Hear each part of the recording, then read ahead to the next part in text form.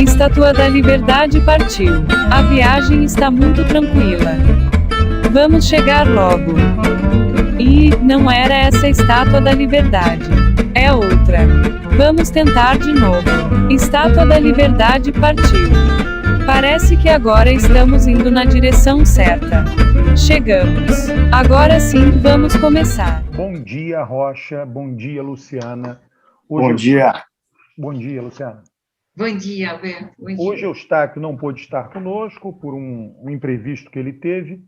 E hoje, por conta disso até, né, vamos fazer um programa um pouco mais curto, né? O nosso grande especialista aí com todos os dados na cabeça da pandemia e todos esses acontecimentos relacionados à pandemia e também, né, a economia, mercado de trabalho, não está aqui conosco. Vamos começar, Luciana e Rocha, pelo tema da pesquisa, né? Tem muita coisa que andou sendo divulgada nessa pesquisa. Agora, né, a gente grava na sexta-feira, e agora tem toda essa avaliação do desempenho, né, de quem é o principal responsável. Estão sendo divulgados novos dados. E aí, levanta a bola aí e vocês começam a tabelar. Não, a especialista Luciana, que é a prerrogativa de falar primeiro. Então eu vou começar falando alguns dados, né, só assim para o pessoal ficar sabendo do que você está tratando, que saíram resultados de 4 pesquisas, né, IPESP, Atlas, Poder Data e Datafolha, com resultados muito distintos. O que leva um questionamento sobre a maneira de se fazer as pesquisas, né, sobre as técnicas utilizadas, tanto os procedimentos de coleta de dados, quanto os de tratamento posterior dos dados, né, e nessas pesquisas, você tem casos que tão distintos quanto em relação ao resultado do primeiro turno, né, numa possível eleição.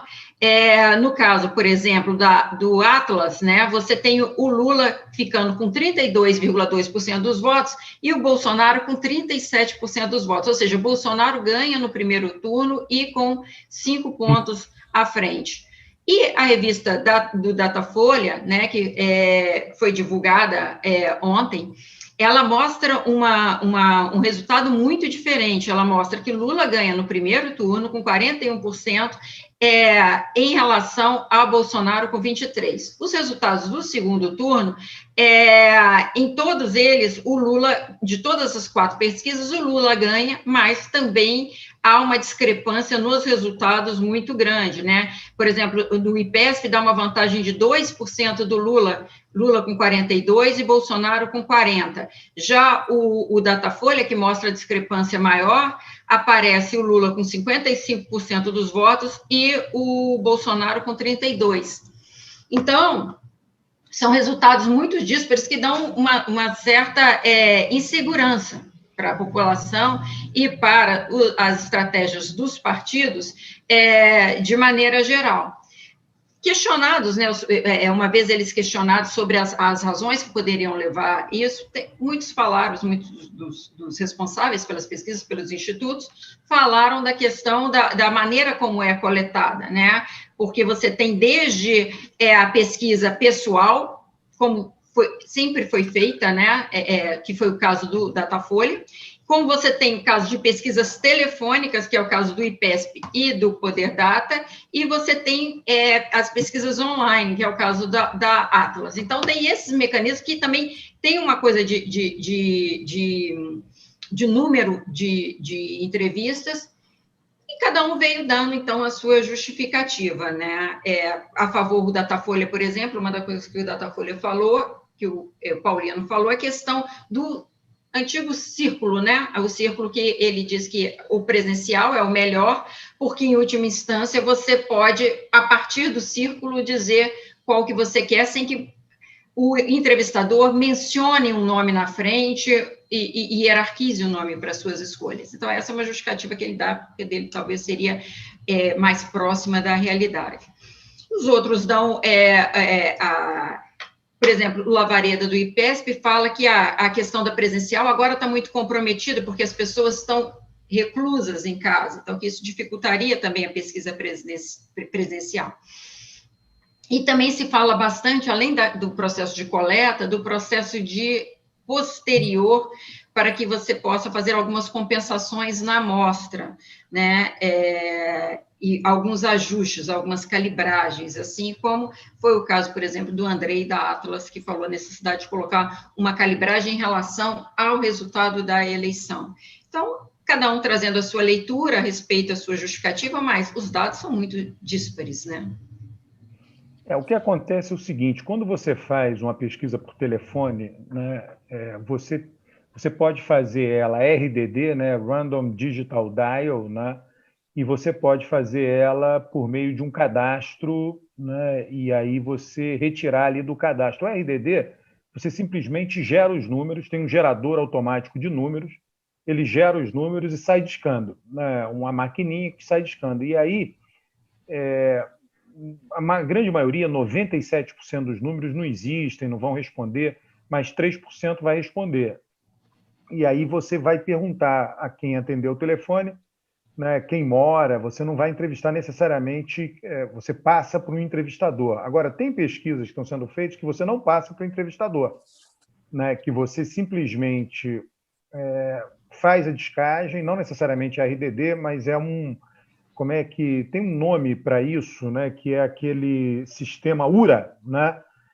O sistema URA que você tem uma gravaçãozinha, se você votar em fulano, digite 1, se votar em ciclano, digite 2, ou você fala o nome, tem reconhecimento de voz, mas todos eles são chamados URA. Põe aí URA aí na internet, você vai achar lá a coisa técnica para isso. E aí, neste caso, quem atende você entrevista. E em todos esses casos você vai ponderar depois, é uma amostra pós-ponderada. Você pega a base de dados, se deu mais homem do que mulher, você cria um multiplicador menor do que 1 para homem, maior do que 1 para mulher, para ajustar para o dado censitário do IBGE. Ao passo que a face é pré-ponderada, né? Você já tem a ponderação e você vai tentar cumprir as cotas, né? No caso dessa justificativa das pessoas em casa, eu acho que isso é facilmente demonstrável por dado, né? Eu não tenho um dado aqui que demonstre isso, mas eu suponho que seja nessa direção, né? Todos esses eleitores mais bolsonaristas estão menos preocupados com lockdown, com ficar em casa, com distanciamento social. Então, essa justificativa de ter menos gente na rua, de ter mais gente ficando em casa, é uma justificativa que seria, na verdade, a favor do voto no Bolsonaro. Então, não poderia dar esse resultado que deu o Datafolha. O Datafolha é contra o voto no Bolsonaro. Então, ela não se sustenta, essa justificativa. O que eu sei, aí é uma coisa basicamente empírica, se você pegar as últimas eleições e tomar a pesquisa anterior à eleição, ou mesmo ali na reta final, né, nas últimas 2, 3 pesquisas, o Datafolha tem tido uma margem de acerto muito grande. Ele, na última pesquisa, ele muda a metodologia, ele amplia muito a amostra, justamente. Então, a última pesquisa antes da eleição, ela não é comparável com a pesquisa como essa agora, né? Mas eu acredito mais na face a face, né? O viés da face a face tende a ser menor do que os vieses da telefônica e dessas pesquisas online. Tanto é que isso causa polêmica porque você toma a face como referência. Na verdade, todo o debate, né, que ocorre pós a publicação dessas pesquisas é o debate seguinte: as outras têm que justificar seu resultado em relação ao resultado da pesquisa face a face. E aí tem o seguinte, não é só a intenção de voto, né? As pesquisas online e por telefone estão dando avaliação do governo Bolsonaro em torno de 30, um pouco acima de 30, e a do Datafolha deu 24 de ótimo e bom. E isso daí, digamos assim, é o elemento crucial da pesquisa, né? 24 de ótimo e bom é uma avaliação bastante abaixo de 30 de ótimo e bom, ou de 32, 33, que é o que tem dado. E isso explica, isso vem antes, em termos de explicação, da intenção de voto. A intenção de voto é ruim para Bolsonaro comparando-se com Lula na pesquisa do Datafolha, por conta da má avaliação do governo Bolsonaro, 24 de ótimo e bom. E nas demais, isso daí está coerente, isso tem validação interna de todas as pesquisas têm validade interna, não tem a menor dúvida. Como nas outras, a avaliação do governo Bolsonaro é melhor, então a distância entre Bolsonaro e Lula é menor. Inclusive, né, Alberto, se a gente pegar essa questão da avaliação de governo, elas mostram sinais diferentes, né? Por exemplo, a pesquisa Atlas, por exemplo, pegar os dois exemplos mais extremos, né? A Atlas mostra uma melhora do governo Bolsonaro em relação à última eleição, em relação à última pesquisa, o que faz a gente pensar que talvez seja algum efeito do auxílio emergencial. Enquanto o Datafolha não mostra nenhuma recuperação de melhoria, né? Inclusive até a avaliação decresce, a avaliação positiva decresce. Então, mostra que o auxílio emergencial não foi suficiente para recuperar a adesão do eleitorado. Então, elas estão sinalizando coisas muito díspares, né, em relação, inclusive, ao instrumento que pode resgatar uma possível avaliação positiva do Bolsonaro ou não. Eu sou um curioso e não entendo nada de pesquisa, mas o que eu posso dizer para vocês é o seguinte, algumas coisas estão ao alcance da minha filha que estuda o primeiro grau, né? Você pega um negócio assim, em 89, o PT foi para o segundo turno e perdeu a eleição para o Collor. Em 94, o PT foi para o segundo turno e perdeu a eleição para o... Não, 94 não teve segundo turno. No 89. 89, Collor. Fernando Henrique. Isso, Collor. Foi para o segundo turno e perdeu. Em 94, o PT ficou em segundo lugar. Certo? Em 98, o PT ficou em segundo lugar. Em 2002, o PT ganhou, 2004 ganhou, 2010 ganhou, 2006 ganhou, 2014 ganhou. E 2018 ficou em segundo lugar. Então, se você me perguntar assim, se eu tivesse numa corrida de cavalo, certo? Eu ia gastar um pouco do meu dinheiro no PT, apostando que ele vai para o segundo, vai disputar, vai chegar ali no pescoço, né? Porque todas as eleições o PT teve na final. Quer dizer, é um time que... Então, quando o Ciro Gomes fala que vai tirar o PT do segundo turno, eu fico olhando, não vai conseguir. Porque o PT, nas 8 eleições presidenciais, ele ganhou 4 e ficou 4 em segundo lugar. Então, esse é o primeiro dado objetivo. A vontade do povo, o comportamento do eleitor, você não muda assim por decreto, da noite para o dia. Quer dizer, as pessoas que colocaram o PT no segundo turno, em segundo lugar em 4 eleições e deram vitória em 4 eleições, não vão abandonar o PT assim, desse jeito, como num passe de mágica vão votar no Ciro Gomes, com o PT estando candidato, né? Então, esse é o primeiro ponto. O segundo ponto é o seguinte, eu venho dizendo aqui que há 3 ou 4 meses atrás, o Murilo da Paraná Pesquisa me disse que havia um movimento consistente de eleitores do regular indo para o péssimo e para o ruim na avaliação do Bolsonaro. Tá? E essa pesquisa do Datafolha mostra o quê? Migração do ótimo e bom para o regular e do regular para o péssimo. Né? Esse movimento está claro na pesquisa do Datafolha. E por que isso? Bom, aí outra coisa, também achamos, qualquer leigo pode ver isso. É um governo que não tem política econômica, a fome voltou, o desemprego, ele não consegue dar conta do desemprego, o crescimento econômico é pífio. Ontem eu vi o Sardenberg falando no Jornal da Noite, assim, é um como dizia o nosso reacionário maravilhoso, é um nauseabundo. A chamada da entrada dele no jornal é o seguinte, não, a economia melhorou. Aí eu falei, vou ver. Aí fiquei olhando, não, porque a economia melhorou, porque deu sinais de melhora. Aí ele vai assim, não, porque esse mês foi 2,1, né? Mas não é igual ao mês passado, que foi 3,2, né?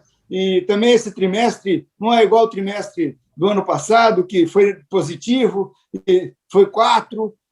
Assim, os números estão dizendo que o negócio é uma droga, é uma porcaria, e o cara vem falar que está melhorando. Entendeu? Então, assim, você olha, a economia não está funcionando, não tem perspectiva de funcionar, o desemprego está aí, a fome está aí, a inflação está matando o povo, né? Um negócio sério, não é brincadeira, né? A pandemia está aí agora com a CPI montada no cangote do governo. né? A questão ambiental, o Brasil caiu na desmoralização internacional junto com a questão da pandemia. O que está dando certo nesse governo? Né? Então é o seguinte, Agora... óbvio que ele não vai ter uma boa notícia. Então eu digo o seguinte, eu digo, olha, eu olhei esses dados todos aí, saiu no Estadão, acho que hoje esse quadro, né? Não tem uma pesquisa dessas aí, cuja notícia seja boa para o Bolsonaro. O sujeito está no cargo de presidente, e um que acabou de sair da prisão, ficou preso, né, porque escorraçado pela Lava Jato. Você faz a pesquisa, o cara está na frente dele em 4 pesquisas ou 3 pesquisas e atrás em uma. Quer dizer, a notícia para o Bolsonaro não é boa. Você pode fazer o que você quiser com essas pesquisas, puxar, esticar, pôr do lado, pôr para cima, pôr para baixo. Faça o que você quiser. A notícia para o Bolsonaro é horrorosa. Horrorosa. É só comparar o desempenho do governo dele com os governos da Dilma, no segundo mandato, que estava ruim, né? Ou do Temer, ou do Sarney. Ô, Rocha, deixa eu só comentar uma coisa. Tem uma diferença dele com relação à Dilma, eu também penso isso, mas a Dilma ela foi eleita para dar continuidade ao que o Lula fez. Tá? Ela não foi eleita porque ela era uma líder que conseguiu os votos para ela, Dilma, por conta de um discurso genuinamente dela. Né? O Bolsonaro não. Ele foi eleito em função de um discurso genuinamente dele. Foi a primeira vez que alguém de direita, com um discurso de direita dele, foi eleito. Tá? Então, ele tem esse mérito que ela não tem. Eu não estou dizendo que ele seja uma boa pessoa, não é isso. Estou dizendo um mérito técnico. Né? E aí, ele conseguiu uma fidelização de um grupo de eleitores. Nessa pesquisa do Datafolha, a Dilma não teve essa fidelização. Né? Lula não, Lula teve a fidelização. Tá? Nessa pesquisa do Datafolha é interessante quando se pergunta a avaliação ótimo e bom do governo Bolsonaro, especificamente com relação à pandemia. Né? Ele fica com 20% de ótimo e bom com relação à pandemia. Isso daí quer dizer o quê? Olha, tem 20% dos brasileiros, né, que sei lá, não precisam do governo, que tem total simpatia com Bolsonaro.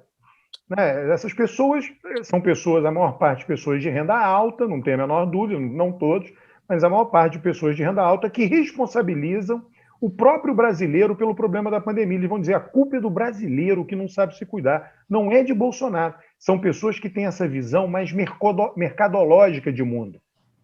Eu resolvo o mundo na minha vida privada. Eu tenho uma renda mais alta, eu não preciso do governo. Elegi o cara, votei no Bolsonaro, coloquei ele lá. A única coisa que eu quero é que ele não incomode minha vida, o resto eu me viro, e que não roube. Então eu estou achando que ele não está roubando. Então essa pessoa tem essa visão do Bolsonaro. Eu acho impressionante, e aí até me ocorreu, na medida que eu estava falando aqui, teve uma outra pesquisa que diverge do Datafolha em todos esses números que nós comentamos anteriormente, mas converge na avaliação ótimo e bom dele com relação à pandemia. Pega lá a pesquisa da XP e vê o ótimo e bom de Bolsonaro na avaliação da pandemia, 22, a do Datafolha 21. Então é interessante, divergem muitos dados, diverge muito, mas nesse dado elas cravam, elas têm o mesmo resultado, só para mostrar a complexidade das pesquisas. Tá? Mas eu queria chamar a atenção desse ponto. Eu acho que ele tem 20% do eleitorado, né, que toma ele como líder. E acabou. É 20% que ele tem. Porque eu, você, Luciana, enfim, como eu disse, está aqui, infelizmente não está aqui hoje, mas quem nos assiste, a gente acha que o Bolsonaro gerencia muito mal a pandemia. A gente acha horrível. Mas tem 20% dos brasileiros que consideram isso ótimo e bom. Eles consideram Roberto, ótimo e bom. Eu acho o seguinte, só para concluir, eu digo o seguinte, o Bolsonaro, nós estamos vendo isso desde que ele começou. Ele tem um núcleo duro de apoiadores e essa gente vai morrer com ele, vai afundar o barco e eles vão ficar junto e vão morrer junto com ele. É uma espécie de Antônio Conselheiro com os seus seguidores, entendeu? Eles vão morrer lá na trincheira e acabou-se. Tá? Agora, há uma coisa aí que eu vou falar mais como advogado, eu vou especular aqui como advogado. Eu acho que tem um pouco de disputa de mercado nessa questão das pesquisas aí. Essa pesquisa do Datafolha é uma pesquisa presencial. Roberto e a Luciana sabem a diferença de preço que tem uma pesquisa presencial para uma pesquisa online ou de telefone. Uma pesquisa presencial custa mais de 100 mil reais. Bem feita vai custar lá 180, 170 mil reais. Né? E uma pesquisa por telefone custa 15, 18. Se for cara, vai custar 25. Né? Então, eu acho que o Datafolha deu uma trucada nesses institutos que estão fazendo pesquisa por telefone online, certo? Dizendo, olha, a pesquisa boa mesmo é a presencial, que é onde nós ganhamos dinheiro, né? Onde a gente fatura, certo? Essas pesquisas de telefone online, isso aí não serve, né? As pessoas dizem para mim o seguinte, não dá, assim, lógico que não dá para comparar a pesquisa online de telefone com pesquisa presencial, mas a diferença não pode ser tão exuberante como foi, né? Mas eu acho que o Datafolha deu uma trucada para ver se todo mundo vem para o módulo presencial e recupera a renda, né, dos institutos. Então, tem uma outra coisa que eu queria chamar a atenção, duas coisas que eu queria chamar a atenção. Uma na brincadeira do Rocha, quando falou que, historicamente, né, o PT sempre teve... tudo bem, não teve no segundo turno, em 94 e 98, porque o Fernando Henrique ganhou em primeiro, mas ele sempre foi muito competitivo, né, em relação às disputas, e ganhou 4, né? E que não vai perder eleitorado de uma hora para outra. Eu concordo com o que você fala, basicamente pela relação que o eleitor tem com o PT, né? Você tem uma afetividade partidária muito forte com o PT, seja a favor ou seja contra. Então, assim, ele tem esse lastro no chão, de verdade. Eu só queria brincar o seguinte, que a lógica tem que considerar isso também, e não pode ser apenas nos números, porque quem é que poderia imaginar que em 2018 o PSDB fosse ter menos de 5% dos votos, depois de liderar, né, e ganhar as eleições em 94 e 98, mas liderar cabeça a cabeça com o PT a tantas eleições, né? Então, eu ia só brincar em relação a isso, mas queria chamar a atenção para uma coisa também agora que o Alberto falou, que ele fala de maneira enfática em relação à validade interna das pesquisas. O Datafolha está mostrando uma coisa muito interessante se a gente considerar esse aspecto da validade interna das pesquisas.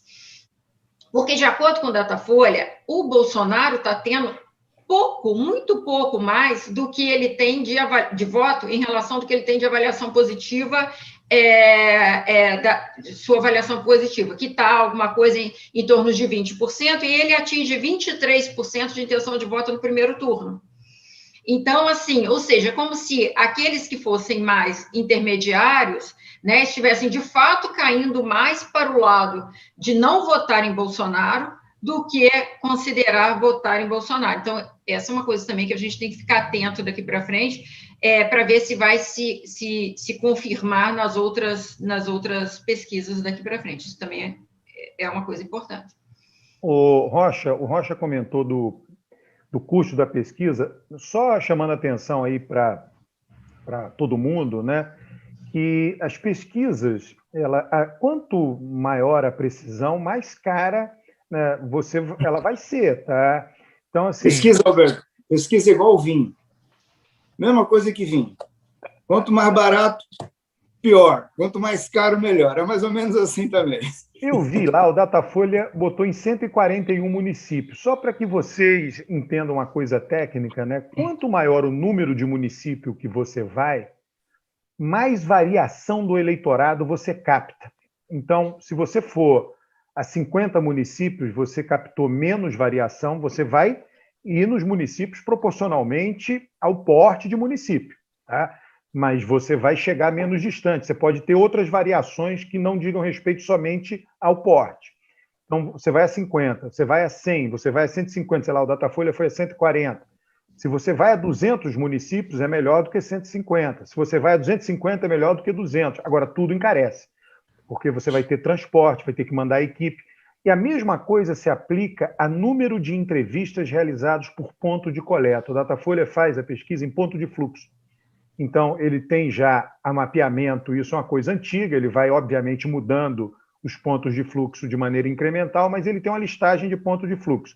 Esses pontos de fluxo, esses pontos de fluxo não são terminais rodoviários, tá? Importante isso. são coisas espalhadas nos bairros onde as pessoas moram, mas é claro que são lugares em que passa mais gente. Tá? Também não é necessariamente porta de supermercado, não é isso. Tá? É um lugar que passa mais gente nos bairros espalhados. E você só pode entrevistar as pessoas que moram naquele bairro, com um determinado perfil, sexo, idade e renda. Se você realiza 10 entrevistas em um ponto, é melhor do que realizar 20. Porque se você realiza 10 em um ponto, você vai ter mais pontos de coleta, o que vai resultar em uma pesquisa mais cara. Imagina, se você tiver que fazer 100 entrevistas no município, uma centena de entrevistas, e tiver 10 entrevistas por ponto, você vai ter 10 pontos de coleta. Você vai ter que espalhar a equipe por 10 lugares diferentes. Mas se você fizer 20 entrevistas, você vai espalhar por 5 pontos diferentes. Espalhar por 10 pontos diferentes é melhor do que espalhar por 5. Espalhar por 100 seria muito melhor, mas ninguém faz isso. Ninguém faz isso. Que aí é uma loucura completa. Também tem isso. Chega a um ponto, né, a estatística te dá isso, chega um ponto ótimo de que você vai agregar mais do mesmo, mais informação do mesmo. Então, não compensa espalhar mais. Né? Então, a parte técnica é isso. O seu espalhamento não vai agregar uma informação nova. Tá? Então, isso é uma coisa técnica que as pessoas precisam saber sobre a pesquisa. O espalhamento é importante, porque ele pega uma maior variação do eleitorado.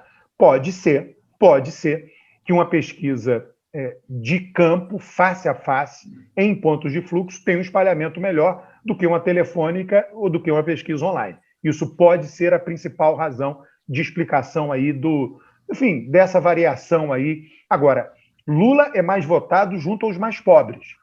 Tá? Isso daí está evidente pelo resultado da pesquisa. O que a pesquisa do Datafolha, então, indica é que as outras pesquisas chegam menos nesse eleitor mais pobre que vota mais em Lula. Tá? Porque também tem diferença dentro do eleitor pobre. Tá? Eu realizo pesquisa. Né? Hoje em dia, o telefone fixo praticamente caiu em desuso, mas teve uma época que você tinha metade da amostra em telefone fixo, metade em telefone celular. O pobre que você alcançava pelo telefone celular votava diferente do pobre que você alcançava. O cara com a mesma renda pobre, mesma renda. O cara ganha um salário mínimo. O cara de um salário mínimo que você alcançava pelo telefone celular votava mais do PT do que o cara de um salário mínimo que você alcançava pelo telefone fixo. Isso tudo acontece em pesquisa, tá? Agora, você tem que considerar o seguinte, que nós temos aí hoje um contingente de brasileiros na área de segurança alimentar que o sujeito já abriu mão do celular, já se livrou do celular, porque ele não consegue sustentar, não está conseguindo comer, como é que vai ter celular? Né? Então, de fato, eu acho que talvez aí esse tenha sido o diferencial. O que você está falando, Rocha, deixa eu pegar. Olha que interessante você está falando. Você está dizendo o seguinte: o mesmo cara com o mesmo perfil, tá? Todos têm telefone celular, só que um desativou o telefone celular, você não alcançou pelo celular, o outro está ativo. O cara que está ativo vota menos no PT do que o cara que desativou. Pode ser, faz sentido. Aí, em relação a essa, só para ajudar o nosso companheiro de bate-papo que está nos ouvindo a raciocinar, de fato, quando a Luciana fala que o PSDB também rivalizou as eleições, né, embora tenha rivalizado menos que o PT, mas rivalizou muito, né, durante esses anos todos, mas tem um detalhe que eu acho que faz toda a diferença. O PSDB errou na hora errada. Né? A eleição boa para o PT perder era a eleição de 2014.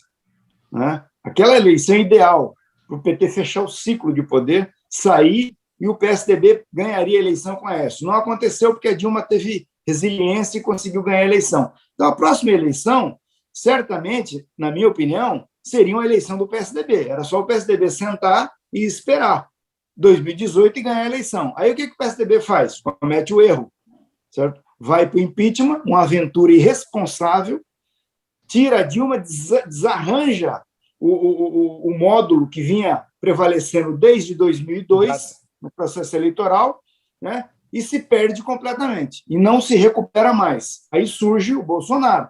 O PT errou lá atrás. O erro do PT é o erro do segundo governo da Dilma. Né?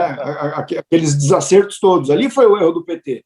Depois, o PT não errou mais, porque aí vem o PT brigando para se segurar na eleição de 2018, o Lula é preso, tá? Quem acompanhou isso sabe que essa decisão foi crucial para o futuro do PT, né? E para o fim da Lava Jato. Eu sempre disse o seguinte, no dia que eu vi o Dallagnol fazendo aquele PowerPoint, colocando o PT e o Lula no meio, eu falei, eles vão perder. Eles vão perder porque eles não conhecem, eles desconhecem, não têm noção da força do PT e do Lula. É uma combinação poderosíssima que está na vida brasileira, no cotidiano brasileiro, desde 1989. Não é brincadeira, né? E eles investiram contra isso assim, desavisadamente, como se estivesse entrando num galinheiro para pegar uma galinha. E, na verdade, entrando numa jaula que tinha um leão, entendeu? E perderam. Então, essa é a diferença. Depois disso, o PT não errou mais, Luciano. O PT tem acertado todas. Agora, por exemplo, olha o Lula, foi para Brasília, o PT está com um discurso mais, né, de conversar com os outros. Então, assim, a percepção do PT e do Lula tem sido muito melhor do que a do PSDB. O Rocha, eu só queria... Luciana, vamos mudar um pouco de assunto, vamos falar um pouco da CPI. Eu acho que essa semana da CPI, né, a semana passada foi a semana da cloroquina. Essa semana, como previsto, é a semana da vacina, né? O depoimento do executivo, né, Carlos Murilo, né, do executivo da Pfizer, né, foi muito impressionante, né? Esses executivos, né, nós sabemos, eles têm um compliance, né? A Pfizer é uma empresa norte-americana, eles têm regras, né, de compliance muito duras, independente da regra da CPI de não mentir. Então, ele foi muito preciso no depoimento dele. Luciana, levanta essa bola aí, desenvolve o jogo aí.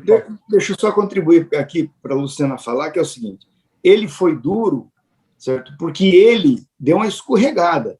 Se você for falar em compliance, esse negócio de um CEO de uma companhia como a Pfizer aceitar participar de uma reunião oficial com uma pessoa que não tem atribuição nenhuma, né, que foi o caso do Carlos Bolsonaro. O que o Carlos Bolsonaro está fazendo nessa reunião? Certo? Que isso não é republicano, mas nem de longe. O filho do presidente, sem nenhuma função no governo, e participar de uma reunião que está discutindo uma compra de bilhão, né, de dólares, que é o negócio da Pfizer, e senta lá e o executivo aceita, né? Ele tinha que ter botado o Carlos Bolsonaro para fora da reunião. O que você está fazendo aqui? Não, você não pode participar da reunião, você não é nada. O que você é aqui? Certo? Isso aí, essa participação do Carlos Bolsonaro foi uma violação das normas de compliance, né? E o senhor pôs essa brincadeira. Por isso é que ele foi para o Congresso, chegou lá e abriu a caixa de ferramentas, porque ele também precisa se defender.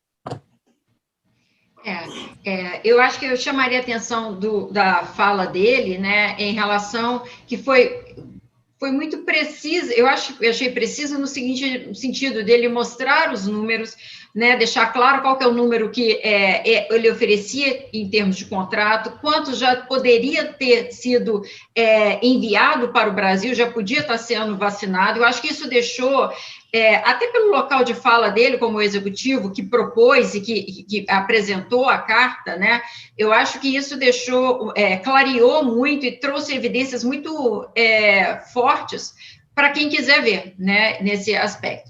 Em relação a essa coisa que vocês falaram, da presença da reunião, é verdade, em relação a isso que o Rocha falou, é verdade. Há uma preocupação muito grande em saber quem vai estar na reunião, justamente para que as pessoas saibam, né, o CEO saiba, se ele pode sentar e conversar com as pessoas que estão nessa reunião. Né? Isso é uma preocupação ímpar, em qualquer caso desse, não tem a menor dúvida. Eu não sei como foi, né, Rocha, mas sendo assim, em termos de Brasil, para ter entrado na hora, sem que necessariamente tenha sido a presença tenha sido anunciada, não custa, a gente não sabe precisamente como foi. Ele narrou lá que a reunião estava acontecendo e chamaram por telefone, e o Carlos Bolsonaro foi a narrativa dele, Rocha, ele disse isso, tá? Ele não foi para a reunião sabendo que o Carlos Bolsonaro estaria na reunião. Pois é, mas ele aí teria que, na hora, dizer, mas qual é a função dele? Isso aí, isso é protocolo, assim, isso é protocolo e reunião desse nível, né? Isso aí é primeira divisão, você não entra, né? Quem é que vai participar da reunião, qual que é a pauta, todo mundo ali tem uma função, tem o que dizer, e aí entra um cara que, sabe, não é infectologista, não é médico, não é veterinário, não é nada. Não, eu acrescentaria mais, tá, Paulo? Ô, Rocha, eu acrescentaria mais, né? O que acontece é que naquela reunião tinha gente que não tinha nada a ver. Muita gente que não tinha nada a ver, secretário de comunicação. Ora, quem é que sabe negociar compra de medicamentos e compra de vacina? Onde está a massa crítica disso? Onde está o conhecimento contratual disso? Onde estão os técnicos? No Ministério da Saúde. Uhum. Essa reunião ela só poderia acontecer, ou quaisquer reuniões dessas, só com gente do Ministério da Saúde. Só com gente do Ministério, porque eles sabem como proceder nisso. Um secretário de comunicação não sabe, aquele Felipe Martins, sei lá, assessor internacional, não sabe nada desse assunto, nada. Então a questão é a seguinte: o que aquelas pessoas estavam fazendo ali? É complicado. De toda forma, ele atendeu, né?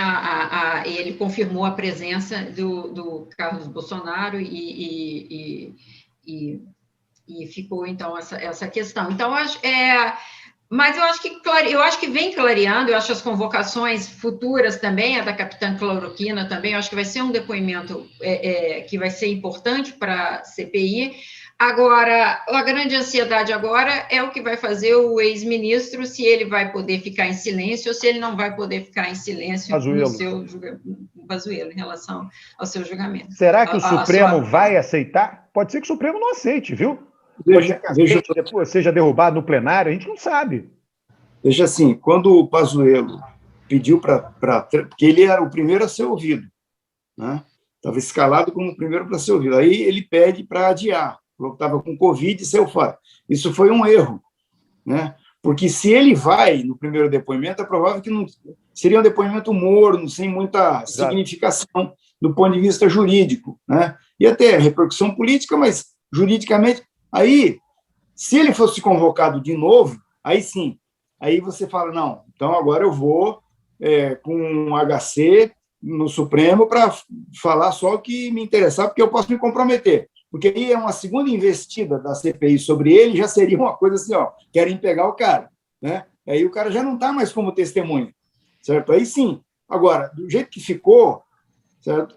A situação é ruim, né? Porque ele não foi nenhuma vez, não falou nada, tá? E então fica parecendo mesmo para a opinião pública de que tem coisa que ele não pode falar, tem coisa errada, né? Eu acho que o erro foi terrível. Assim, na minha opinião, do jeito que a situação está, eu acho que o ministro Lewandowski tem que dar liminar e mandar ele prestar depoimento como investigado. Assim, vamos combinar, né, Alberto, Luciano? Ninguém é bobo, né? Ninguém é bobo. É aquela história. Eu sei o que você quer, eu sei o que eu quero, então ninguém ali está para enganar ninguém. O Pazuello já não é mais testemunha. Não é. Certo? Ele está na marca do pênalti, certo? Ele é o último peão antes de chegar no Bolsonaro, e a CPI vai chegar no Bolsonaro, porque o cara da Pfizer vai e fala, se o Bolsonaro tivesse aceito fazer a compra da vacina lá em agosto, foi oferecido, em dezembro já estariam aplicando a vacina, né? Aí é o seguinte, o Brasil teria hoje um universo de sei lá, quase 60 milhões de pessoas vacinadas, tem 38, né? Mas aí o grave disso é que esse ritmo, essa toada vai ser transferida também para os outros laboratórios. Também houve atraso na compra das outras vacinas. Então, quando você transfere essa conta que você fez, Luciana, da Pfizer para a Coronavac, para a AstraZeneca, para as outras vacinas, você vai vendo o estrago que foi feito, né? Provavelmente o Brasil podia estar hoje aí com 80, 90 milhões de pessoas vacinadas, Né? Que continua sendo feito, né? Porque, por exemplo, o Butantan está reduzindo, praticamente parando a produção de Coronavac, porque, em última instância, está sem insumo. E continua fazendo brincadeira com a China, o presidente continua fazendo brincadeira com a China, continua falando de maneira que, pode ser que sim, pode ser que não, mas pelo amor de Deus, a gente não está nem que pode ser que sim, nem que pode ser que não, é para travar a boca, porque, em última instância, a gente está dependendo do insumo, da maneira como nós estamos, não é para ficar fazendo esse tipo de coisas, né? E o número de mortes continua muito alto, né? O Taquinho não está aqui para falar para a gente tão precisamente como ele sempre fala, mas e o governo resolveu, de fato, permanecer na atitude que ele estava sempre. Né? A gente volta um pouco à questão, não quero voltar, a gente continua na CPI, mas só levando em consideração o seguinte, quanto mais o tempo passa de vacinação, que já teve melhor, agora está freando novamente. Vacinação, o número de mortes ainda em alta.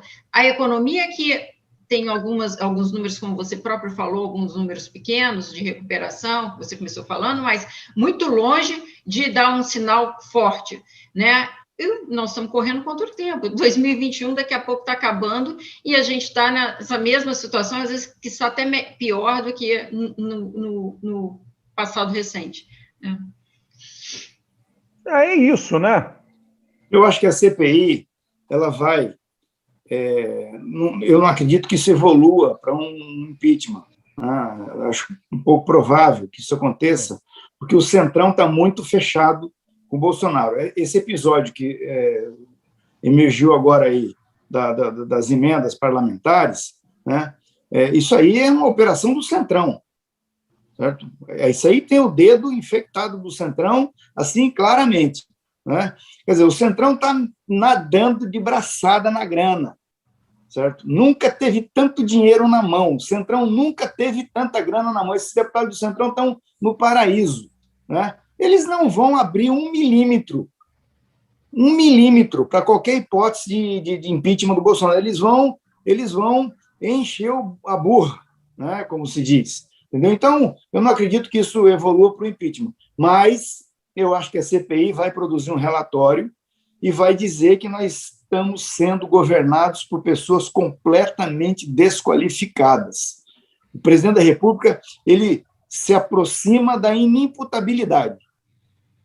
Da inimputabilidade. Ontem ele fez um negócio lá no Alagoas, pegou o microfone e falou "Uhul!" no microfone. Assim, uma coisa assim, coisa de moleque, entendeu? Então é isso. Eu acho que a CPI vai poder trazer a questão da culpabilidade com mais força e mostrar que essas pessoas não têm qualificação nenhuma. Ele vai ficar com 20%, 25% até o final, esse núcleo duro dele vai, e aí é o seguinte, os outros vão ter que ter muita responsabilidade, né? Muita responsabilidade. O Lula, o Tasso Gereissati, o Renan Calheiros, o Sarney, o Kassab, o pessoal do PCdoB, do PSB, do PDT, o Ciro Gomes, vão ter que agir com muita responsabilidade, porque vai ter que ser, não há, todo mundo tem direito, tem legitimidade para lançar candidato no primeiro turno, não tem problema nenhum, mas é o seguinte, ninguém vai poder ir para Paris. Ô Rocha, olha só, ninguém vai poder ir para Paris. Agregando o que você está falando aí da CPI, esse escândalo do orçamento, eu estou aqui, ó, a capa da revista Cruzoé, tá? Cruzoé. Então está aqui a capa, ela diz assim, ó, o mensalão de Bolsonaro, as provas. Né? Muitas vezes tem sensacionalismo aqui, etc., né? Mas eu imagino que tem a prova mesmo. Diz aqui no subtítulo, o prefeito amigo do presidente que faturou 60 milhões vendendo caminhões. Cidade do interior de Goiás que recebeu 20 milhões de senador do Acre, mas não viu obra alguma. Então, se tudo isso começar a aparecer, Bolsonaro vai perder um elemento de imagem importantíssimo dele. Isso leva tempo. E a gente sabe que depende da mídia. Vamos ver o que vai acontecer nisso. Isso daqui é tão ou mais importante que a CPI da Covid, tá? Isso aqui pode não resultar em CPI, porque envolve gente do Centrão, mas ele mesmo não resultando em CPI, dependendo do desdobramento que isso aqui tiver em termos de evidências, porque tem aí internet, mídia social, a própria capa de uma revista que influencia determinados meios, né? Isso pode desgastar o governo, seriamente. Ô, Roberto, assim, o que desencadeou tudo isso foi a investigação do Estadão, né? Exato. O pessoal do Estadão foi Exato. atrás, investigou e publicou a matéria. O governo reagiu muito mal, o Centrão reagiu mal. De fato, há muita esquisitice nisso, né? Porque a forma como essas verbas estão sendo manipuladas, certo? Isso é verba pública, certo? O dinheiro público tem uma série de princípios e de requisitos, certo? A que se submete e, portanto, tem que ter prestação de contas. Eu acho que o Congresso, talvez isso produza algum desconforto grande no Congresso, porque são 100 deputados. O Congresso tem 513, então tem 413 trouxa lá, fora. Idiota, certo? Fazendo o quê lá que tem 100 caras recebendo dinheiro e eles não. Isso vai provocar um problema lá no Congresso, né?